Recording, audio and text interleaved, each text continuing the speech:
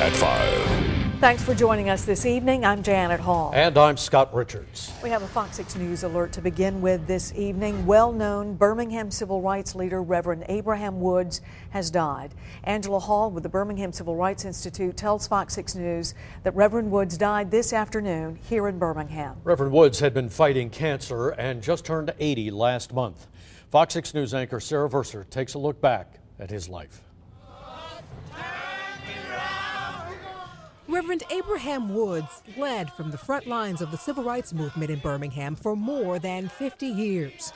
In the early days, elbow to elbow with Fred Shuttlesworth, Woods marched alongside Dr. Martin Luther King Jr. May I have your attention? We're going to pray. Dr. Abraham Woods, our Father, as we assemble here this afternoon, we assemble with a thirst for freedom in our hearts. When he met Reverend Shuttlesworth and became actively involved, he was a part of the inner circle, as he calls it. And Fred would call on him to do certain things. Evidently, he saw something in Reverend Woods that was attractive. And as a result, he was just sort of there. He was in the right place at the right time.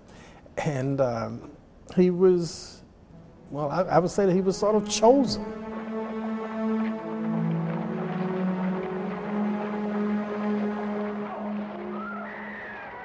Through the billy clubs and police dogs and the bombings, Dr. Woods was Shuttlesworth's right hand. But there came a time years later when the mantle fell on him as president of the Birmingham chapter of the Southern Christian Leadership Conference. Would have been a void when Reverend Shuttlesworth left. But Reverend Woods picked up the baton, and he has been that thorn in the side of injustice, because anytime injustice came up in the city of Birmingham, you could bet that Reverend Woods would be out there on the front lines. He was there in the wake of the infamous police shooting of Bonita Carter. In 1979, when an innocent young lady was shot to death by the Birmingham police over in Ilton, and that death by the hands of police was the straw that broke the camel's back. And Black Birmingham rose up, and we decided that we needed to make an impact. Woods became a kingmaker. He decided Birmingham was ready for its first black mayor. Because he felt that there was a need, it was the right time, but there were other individuals, very prominent individuals, who said it was not time for a black mayor in the city of Birmingham. Reverend Woods happened to have been one of those who suggested that it was the right time. And as a result of that, he encouraged Dr. Arrington to run and supported him right along throughout his entire political career. Absolutely, he was a political force, because without the energy that he brought to that particular struggle, there would have been something missing.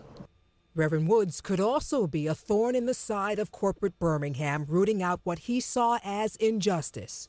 So when Reverend Woods stands up to some of the biggest companies in Birmingham, Alabama, or in the state, of course they are not going to appreciate it, and they would like to minimize, and many times demonize that individual. But he had the fortitude and the wherewithal to stand, and he stood sometimes alone.